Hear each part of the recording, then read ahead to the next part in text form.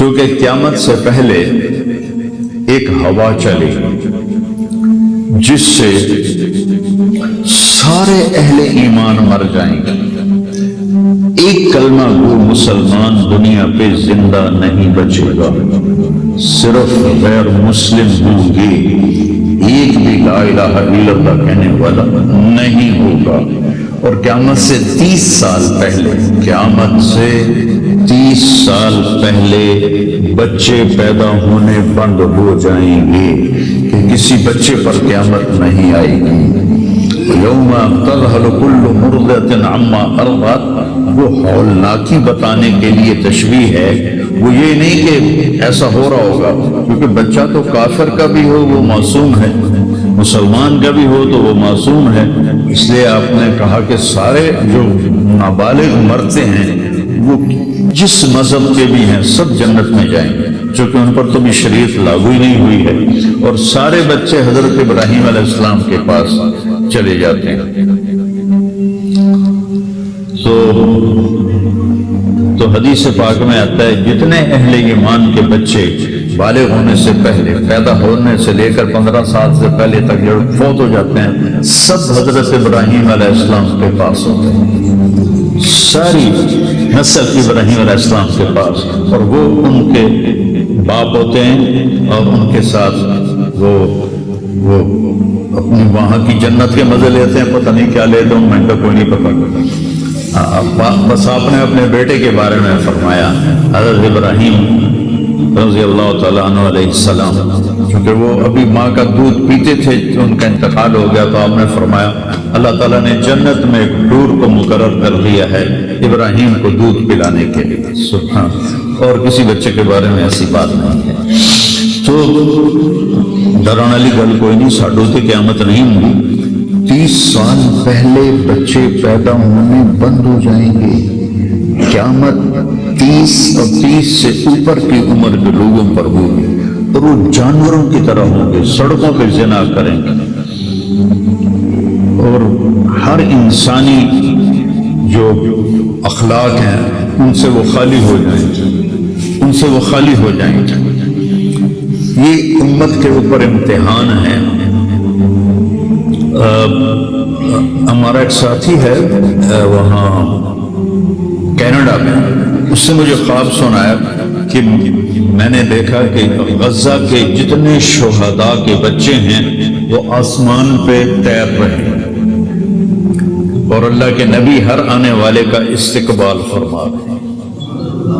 تو ہمیں دیکھنے میں تو بڑا ظلم نظر ہے، ظلم ہے بھی صحیح، لیکن ہماری تو موج ہے، تو سارے جنت میں گئے، جتنے بڑے شہید ہوئے وہ بھی جنتی، عورتیں شہید ہوئی وہ بھی جنتی، مرد شہید ہوئے وہ بھی جنتی، اور بچوں کا تو میں نے کینیڈا میں ایک نوجوان خواب دیکھ رہا ہے، راونڈ کا پڑھا ہوا عالم ہے، کہ میں نے خواب دیکھا کہ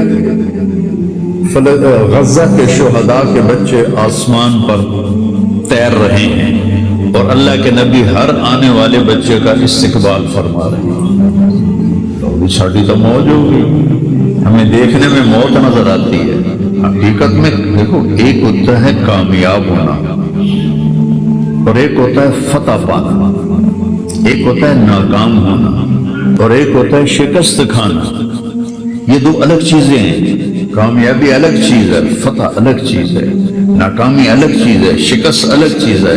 کربلا کے میدان میں سب سے مقدس خون بہایا گیا، سب سے پاکیزہ خون بہایا گیا، اور ان سب کو شکست ہو گئی، اور وہ سارے گردنیں کٹوا کے نیزوں پہ چڑھ گئے، لیکن وہ ناکام نہیں ہیں، وہ کامیاب ہیں۔ انہیں شکست ہوئی ہے، انہیں ناکامی نہیں ہوئی، وہ کامیاب ہیں۔ اور شمر کا لشکر وہ فتح پایا ہے، وہ کامیاب نہیں ہے، انہوں نے فتح پائی، کامیاب نہیں۔ ابن زیاد کی گردن کٹ کے جب لائی گئی مصعب بن عمیر کے سامنے، جسے حضرت حسین علیہ السلام کی گردن کٹی ہوئی ابن زیاد کے سامنے رکھی گئی تو وہ ایسے منہ پہ چھڑیاں مار کر کہنے لگا میں نے ایسا خوبصورت چہرہ آج تک نہیں دیکھا جو مرنے کے بعد بھی اتنا چمکتا. کٹی ہوئی ابن زیاد کے سامنے رکھی گئی تو وہ ایسے منہ پہ چھڑیاں مار کر کہنے لگا میں نے ایسا خوبصورت چہرہ آج تک نہیں دیکھا جو مرنے کے بعد بھی اتنا چمکتا ہوا تر و تازہ ہو. تو حضرت ابو برزہ اسلمی رضی اللہ تعالیٰ عنہ نے کھڑے ہو کر روتے ہوئے فرمایا کہ ظالم یہ چھڑی یہاں سے ہٹا لے، میں نے ان ہونٹوں پہ اللہ کے نبی کے ہونٹوں کو لگتے ہوئے دیکھا. تو کہنے لگا تو بوڑھا ہو گیا ورنہ تیرا بھی سر اڑا دیتا میں. تو جب اللہ تعالیٰ انتقام لینے پر آئے اور ابن زیاد کو قتل کیا گیا اور اس کی کٹی ہوئی گردن آئی حضرت مصعب بن عمیر کے سامنے، تو ایک دم مجمع میں ہلچل مچی. جا وہ آیا کیا دیکھا؟ ایک چھوٹا سا سانپ، اتنا انتہائی تیز، وہ تیزی سے آیا اور اس کی ناک میں داخل ہوا اور منہ سے نکل گیا. پھر اس کی ناک میں داخل ہوا اور منہ سے نکل گیا. پھر اس کی ناک میں داخل ہوا، پھر اس کے منہ سے نکل کے پھر غائب ہو گیا. تھوڑی دیر کے بعد پھر آواز ہے جا وہ آیا. تو دیکھا وہ بھی سانپ پھر آ رہا ہے اور آ کر اس کی ناک میں داخل ہوا اور پھر نکلا نہیں، اندر ہی غائب ہو گیا. فتح پائی ابن زیاد نے لیکن ناکام ہو گیا. شکست کھائی امام حسین علیہ السلام اور ان کے 72 ساتھیوں نے، لیکن وہ کامیاب ہو گئے. جنگ سے پہلے آپ کو اونگ آ گئی تو آنکھ کھلی تو آپ ہنسنے لگے. حضرت زینب نے پوچھا یہ کوئی ہنسنے کا موقع ہے، کیوں ہنسے ہو؟ کہا خواب میں اللہ کے نبی ملے ہیں، کہہ رہے بیٹا میں تمہیں لینے کے لیے آ چکا ہوں. دیکھنے میں شکست ہوئی ہے لیکن وہ کامیاب ہے. عمر بن سعد کو فتح ہوئی ہے، وہ ناکام ہے. عمر بن سعد کی کٹی گردن بے مختار کے سامنے رکھی گئی. اللہ تعالیٰ نے ایک کو زندہ نہیں چھوڑا، جتنے بھی قاتلین حسین تھے سب قتل ہوئے. حضرت عثمان کے قاتل سب طبعی موت نہیں مرے، سب ذلت کی موت مرے. تو بھائیو یہ امتحان کی جگہ ہے. اللہ اپنے نبی کی امت کے گناہوں کو دھونے کے لیے ایسے حالات لاتا ہے. سب آپ نے فرمایا جتنا مجھے ڈرایا گیا اتنا کسی کو نہیں ڈرایا گیا. تو میں بتا رہا تھا ارض فلسطین یہ دوسری مسجد جو زمین پہ بنی 40 سال کے بعد وہ مسجد اقصی ہے.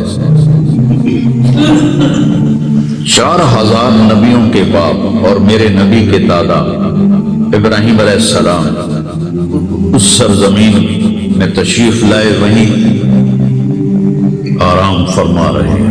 اسحاق علیہ السلام، یعقوب علیہ السلام، داؤد علیہ السلام، سلیمان علیہ السلام، یحییٰ علیہ السلام، زکریا علیہ السلام، یہ وہ نبی ہیں جن کا قرآن میں ذکر ہے. اس کے علاوہ بھی سینکڑوں نبی ہیں جن کے نام نہ تاریخ میں ہیں نہ قرآن میں ہیں، جو اس سرزمین کے اندر ہیں.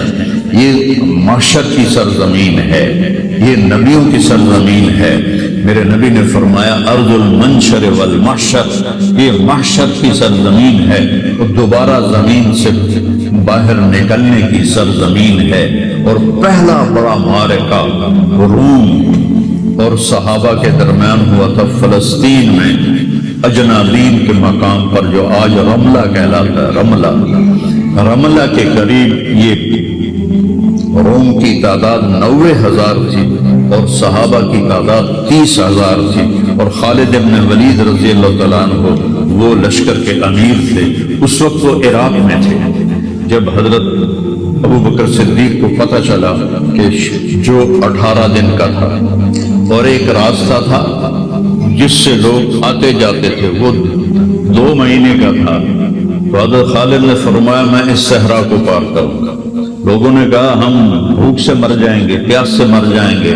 کہا جس لشکر میں رافع بن عمیرہ ہو وہ لشکر ہلاک نہیں ہو سکتا.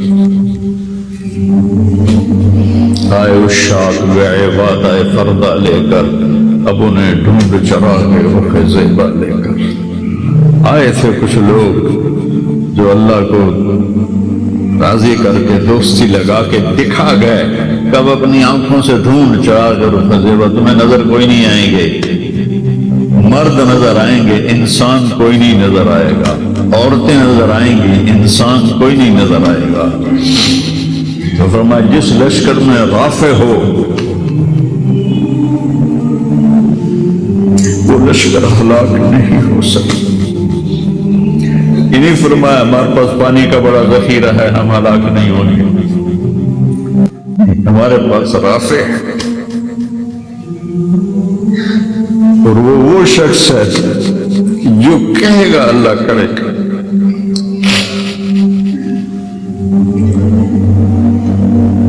18 دن میں اس کو پار کیا، اور ایک مقام پر آ کر پانی ختم ہو گیا، 3 دن بغیر پانی کے گزارے۔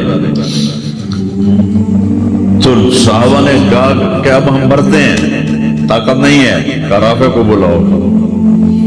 رافع کی آنکھیں خراب تھی، فرمانے لگے رافع پانی چاہیے، کہنے لگے اچھا مجھے بتاؤ کہاں ہیں ہم، کیونکہ وہ دیکھ نہیں پا رہے تھے۔ تو انہوں نے فرمایا کہ فلاں جگہ، اب صحرا میں تو کوئی نشان منزل ہوتا ہی نہیں، تو کوئی انہوں نے جھاڑیاں بتائیں، کہنے کچھ جھاڑیاں دیکھو ایک طرف کٹھی ہوں، کٹھی جھاڑیوں کا کوئی جھنڈ ہو مجھے بتاؤ ہے۔ انہوں نے کہا ہاں وہ نظر آ رہا ہے، کہ مجھے وہاں لے چلو۔ وہاں لے گئے، ایک جگہ اشارہ کیا کہ یہاں سے زمین کھودو، زمین کھودی تو پانی کا چشمہ نکل کے باہر آ گیا۔ کبھی ہم بھی تم میں بھی چاہ تھی، کبھی ہم بھی تم میں بھی راہ تھی، کبھی ہم بھی تم بھی تھے آشنا، تمہیں یاد ہو کہ نہ یاد ہو۔ اللہ نے تو بے وفائی کی نہیں، ہم نے بے وفائی کی۔ اس کی مدد جو رکی ہوئی، یہ بھی اس کی مدد ہے۔ ہمارا شہید جنت میں جا رہا ہے، اگر زندہ ہے، زخمی ہے، بھوکا ہے، گناہ معاف ہو رہے ہیں۔ جہنم کی آگ سے ایک سوئی کا نکا عام آدمی دیکھ ہی نہیں سکتا، دھاگا نہیں پا سکتا، جس دن کی نظر کمزور ہو گئے، اتنا چھوٹا ہوتا ہے۔ میرے نبی فرمایا، جبریل علیہ السلام نے آ کے عرض کیا یا رسول اللہ، سوئی کے نکے کے برابر اگر جہنم کی دیوار میں سوراخ ہو جائے تو اس میں سے جو آگ کی چنگاری نکلے گی پوری دنیا کو کوئلہ بنا دے گی۔ اس کے سامنے یہ تکلیف تو بڑی تھوڑی ہے، لیکن بات اصل یہ ہے کہ ہم نے اللہ سے دوستی چھوڑ دی۔ یہودیوں کو گالیاں بعد میں دو، پہلے ہم اپنے گریبان۔ تجھے کم فکر ہے اے گل دلے صد چاک بلبل کی، تو اپنے پیرہن کی چاک تو پہلے رفو کر لے۔ کتنا جھوٹ بولا جا رہا ہے، کتنے جھوٹے مقدمے ہیں، کتنی والدین کی نافرمانی ہے، کتنے گھریلو ناچاکیاں ہیں، کتنا سود چل رہا ہے، کتنا شراب کے ٹھیکے چل رہے ہیں، کتنے لوگ نمازیں چھوڑ چکے ہیں۔ سر حکمرانوں کو میں کیا گلا دوں، آج ہم سارے اس حمام میں ننگے ہیں۔ تو یہ اللہ کی رحمت ہے، اگر کسی کو اللہ نے اس امت کو اگر دنیا میں وہ جھٹکے دیتا ہے۔ مجھے ایک آیت بھی یاد آ گئی، دونوں کو حال بتاتا ہوں۔ ایک ہے جنہوں نے اللہ کو نہیں مانا، تو اللہ کہتا ہے ذرہم یأکلوا ویتمتعوا ویلہہم الامل فسوف یعلمون۔ میرے محبوب کرن دے انہوں موج میلہ، 4 دیہڑے ہیں انہوں موج میلہ کرن دے انہوں میرے کو آمن دے بوڑ ویکھی میں کی کرنا، ٹھیک ہوگی۔ ہمارے بارے میں کیا کہا، وَلَنُذِيقَنَّهُمْ مِنَ الْعَذَابِ الْأَدْنَى دُونَ الْعَذَابِ الْأَكْبَرِ لَعَلَّهُمْ يَرْجِعُونَ۔ میں تمہیں دنیا میں چھوٹے چھوٹے عذاب دوں گا، بڑا عذاب نہیں دوں گا آخرت کا۔ یہ غزہ کہ جو تباہی ہے یہ چھوٹا عذاب ہے، یہ چھوٹی تکلیف ہے. دون العذاب الاکبر فیعذبہ اللہ العذاب الاکبر یس النار الکبریٰ، اور عذاب اکبر نار کبریٰ جہنم ہے. تو میرا اللہ کہہ رہا کہ میں تمہیں چھوٹے چھوٹے عذاب دوں گا، بڑا عذاب نہیں دوں گا، تاکہ تم توبہ کر کے میری طرف آ جاؤ. اور جو مجھے نہیں مانتے انہوں نے چھٹی دے دی. جو بچہ اسکول میں پڑھتا ہے اسی کی حاضری ہوتی ہے، غیر حاضری ہوتی ہے. جو پڑھتا ہی نہیں تو اس کی کون حاضری لیتا ہے یا غیر حاضری لیتا ہے. اپنے بچہ کوئی غلطی کرے تو اس کو تنبیہ کی جاتی ہے. گلی کا بچہ کو کچھ کرے تو ہم نے کبھی دیکھا ہے کہ کیا کر رہا ہے. یہ امت میرے اللہ کی لاڈلی امت ہے. اس وجہ سے نہیں کہ ایسے کوئی بڑے حاجی پارسا ہیں، اپنے حبیب کی وجہ سے، اپنے محبوب کی وجہ سے یہ امت اللہ کی لاڈلی امت ہے. اللہ ہمیں بھی بندر خنزیر بنا سکتا ہے، ہمیں کیوں چھوڑا ہوا ہے. تو امت والے کے لیے درود پڑھو.